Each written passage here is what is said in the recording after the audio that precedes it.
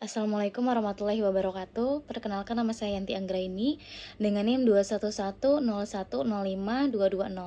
Saat ini saya akan mempresentasikan perihal dari hasil skripsi saya dengan judul pengaruh KAR dan juga NPL terhadap ROE pada Bank BRI periode 2011 sampai dengan 2024.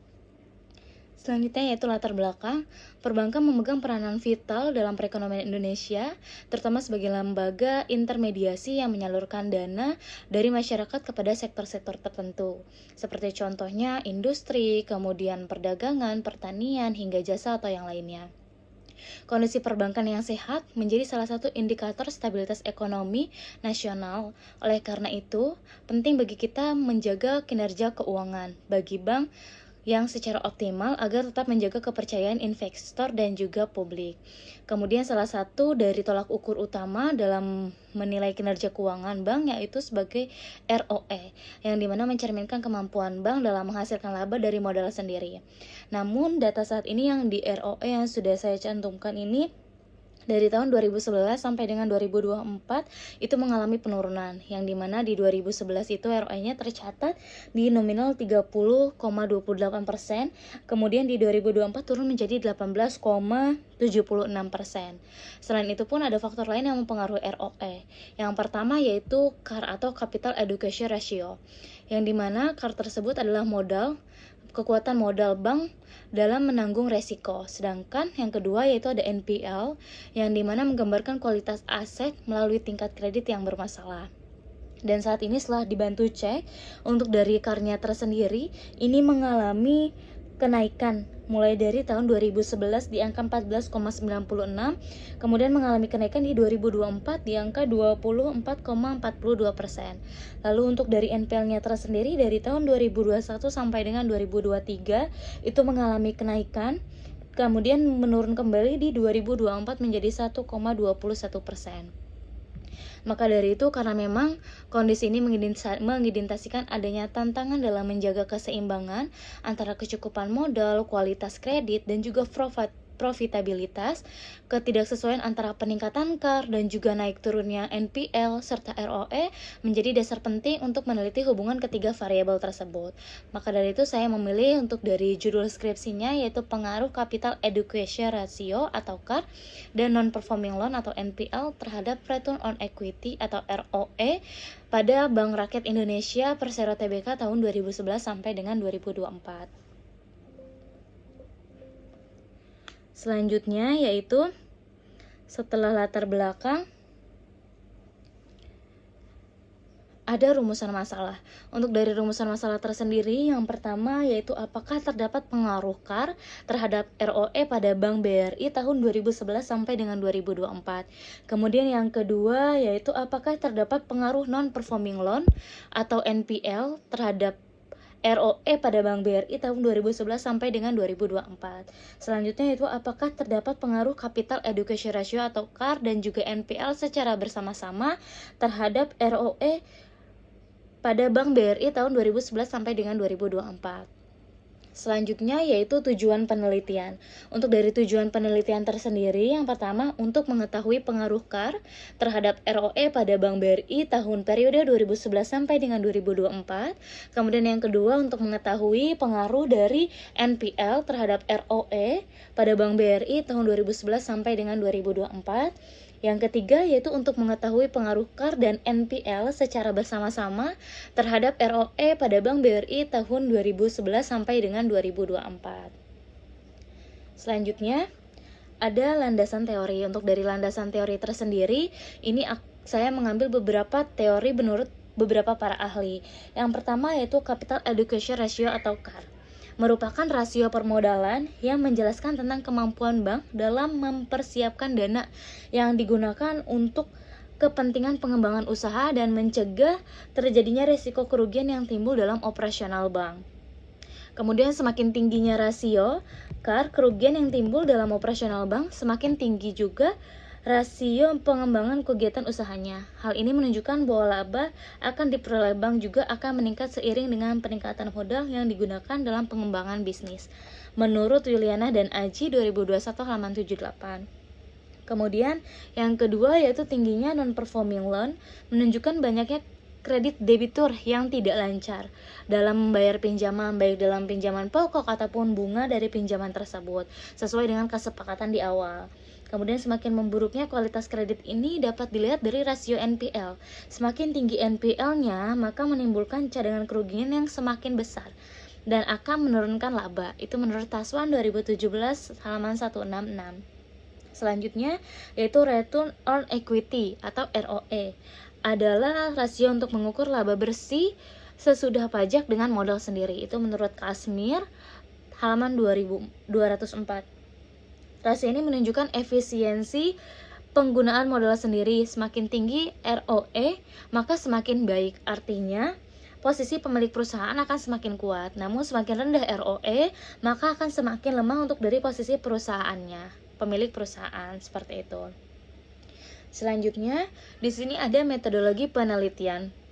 Untuk metodologi penelitian tersendiri, yang pertama yaitu pendekatan penelitian. Di sini saya menggunakan pendekatan kuantitatif. Dikarenakan menggunakan pendekatan kuantitatif ini sudah tertera jelas untuk dari angka-angka atau yang lainnya. Kemudian yang kedua yaitu sampel penelitian. Sampel penelitiannya diambil dari laporan laba rugi, kemudian laporan neraca, dan juga catatan keuangan di laporan tersebut. Kemudian instrumen penelitian. Instrumen penelitiannya diambil dari laporan keuangan tahunan Bank BRI. Selanjutnya yaitu teknis analisis data.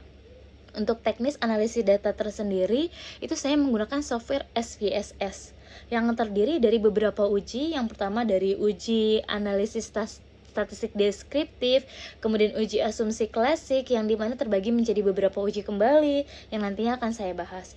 Yang selanjutnya ada uji linear berganda, kemudian ada uji hipotesis, dan juga uji determinasi atau uji R-square. Selanjutnya, ini dari hasil penelitian tersendiri ya. Yang pertama yaitu ada uji statistik deskriptif. Di sini ada keterangan bahwa memang uji analisis deskriptifnya itu karnya ada di minimum 14,96%, kemudian maksimumnya ada di 25,28%. Lalu untuk dari NPL-nya ada di angka minimum 1,06% dan juga maksimumnya di 2,30%. Yang ketiga yaitu ROE-nya ada di minimum 9,33% dan juga maksimumnya ada di 30,28%. Selanjutnya yaitu uji normalitas. Di sini uji normalitas tersendiri saya menggunakan uji Piplot. Namun setelah dibantu cek berdasarkan uji Piplot, merupakan uji ini tidak terdistribusi normal dikarenakan ada beberapa tahun yang memang jauh dari garis diagonal. Kemudian dengan melakukan perbandingan uji yang lebih akurat, saya menggunakan uji one sample Kolmogorov Smirnov, yang dimana hasil dari signifikannya tersendiri ada di angka 0,111.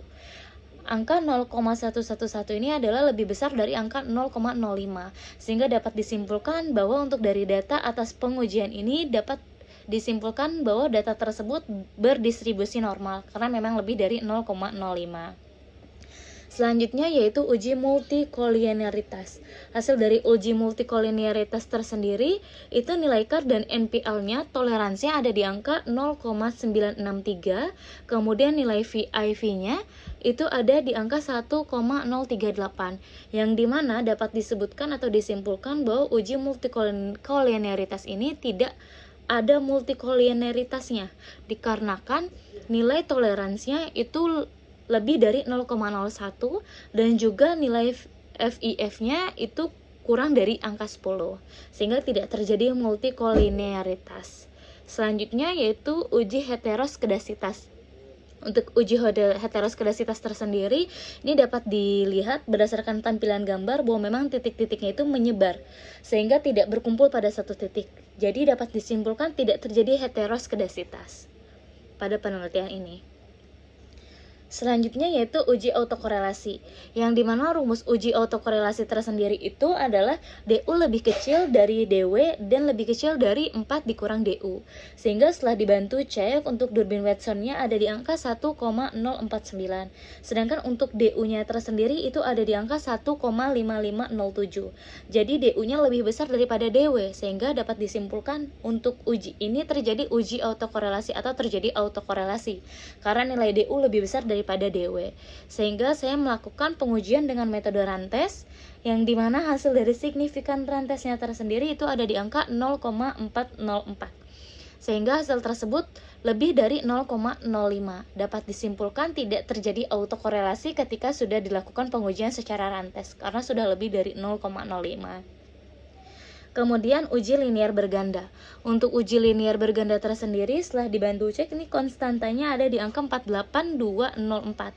Sehingga dapat disimpulkan bahwa memang untuk dari CAR tersendiri dan non-performing loan atau NPL dapat dianggap konstanta, untuk maka hasil return atau ROE-nya itu di angka 48204. Selanjutnya untuk dari CAR-nya tersendiri itu ada di angka yaitu 1,539%.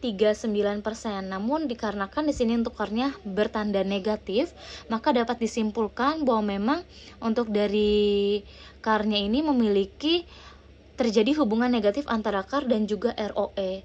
Sehingga semakin naik CAR, maka akan semakin turun untuk dari ROE-nya. Dan di sini diinformasikan juga bahwa memang untuk variabel yang lainnya tetap dan untuk CAR mengalami perubahan satu kali, maka nilai ROE-nya akan mengalami penurunan sebesar 1,539. Kemudian yang kedua ada NPL. NPL-nya ada di angka 2,911, namun bertanda positif. Dalam artian NPL ini memiliki terjadi hubungan positif antara NPL dan juga ROE. Semakin naik NPL-nya, maka akan semakin naik juga ROE-nya. Dan untuk variabelnya tersendiri, perubahan variabel mengalami kenaikan satu kali untuk dari NPL-nya, maka ROE-nya akan mengalami kenaikan sebesar 2,911. Kemudian selanjutnya itu uji hipotesis atau uji T parsial. Setelah dibantu cek, di sini untuk dari nilai CAR-nya tersendiri mendapatkan signifikan 0,001, yang dimana angka tersebut kurang dari 0,05, sehingga dapat disimpulkan bahwa untuk dari CAR-nya memiliki pengaruh yang signifikan terhadap ROE. Kemudian untuk yang kedua NPL. NPL-nya ada di angka 0,385, yang dimana angka tersebut lebih dari angka 0,05, sehingga dapat disimpulkan bahwa memang NPL-nya tidak berpengaruh secara parsial terhadap ROE. Selanjutnya itu uji hipotesis F simultan. Untuk dari uji hipotesisnya tersendiri, untuk dari uji hipotesis F simultannya tersendiri itu mendapatkan nilai signifikan di angka 0,004, yang dimana angka tersebut pun kurang dari angka 0,005, sehingga dapat disimpulkan bahwa untuk dari ROE dan untuk dari CAR dan juga NPL itu memiliki pengaruh secara simultan terhadap ROE. Selanjutnya yang terakhir yaitu ada koefisien determinasi. Untuk dari koefisien determinasi itu R-square-nya ada di angka 0,62,9, sehingga dapat disimpulkan bahwa CAR dan juga NPL mempengaruhi ROE sebesar 62,9%, dan sisanya dipengaruhi oleh variabel yang lain. Selanjutnya yaitu kesimpulan. Untuk dari kesimpulannya tersendiri, yang pertama yaitu hasil dari CAR terhadap ROE itu lebih dari nilai T-tabel atau 4,319. Untuk dari T-tabelnya di 2,20099 dengan nilai signifikan 0,001, yang artinya bahwa nilai ini lebih kecil dari signifikan 0,001 kurang dari 0,05. Maka dapat disimpulkan bahwa secara parsial untuk dari CAR tersendiri ini berpengaruh signifikan terhadap perubahan ROE. Yang kedua yaitu hasil dari NPL-nya, yang dimana untuk dari NPL tersendiri kurang dari T-tabel atau 0,904 kurang dari T-tabel di 2,20099 dengan nilai signifikannya di 0,385, yang artinya bahwa memang nilai signifikan ini lebih dari 0,05. Jadi dapat disimpulkan bahwa memang secara parsial NPL tidak berpengaruh secara signifikan terhadap ROE. Selanjutnya yaitu secara simultan. Untuk secara simultan tersendiri, CAR dan NPL secara bersama-sama berpengaruh signifikan terhadap ROE. Hal ini dibuktikan dengan nilai F hitung di 9,329 lebih dari F tabel di 3,98 dengan signifikan 0,004, yang dimana kurang dari 0,05, sehingga kurang dari 0,005. Jadi dapat disimpulkan bahwa memang CAR dan juga NPL berpengaruh secara simultan terhadap ROE. Selanjutnya yaitu sarannya. Bagi pihak manajemen perlu terus mengoptimalkan penggunaan modal agar rasio CAR tidak hanya mencerminkan kekuatan permodalan, tetapi juga mendukung profitabilitas melalui penempatan aset produktif. Yang kedua yaitu pengendalian NPL harus menjadi prioritas strategis dengan memperkuat analisis resiko, mempercepat penanganan kredit bermasalah, dan juga meningkatkan akurasi seleksi debitur untuk menjaga kualitas aset. Kemudian yang ketiga yaitu fokus pada efisiensi operasional dan transformasi digital guna meningkatkan ROE secara berkelanjutan.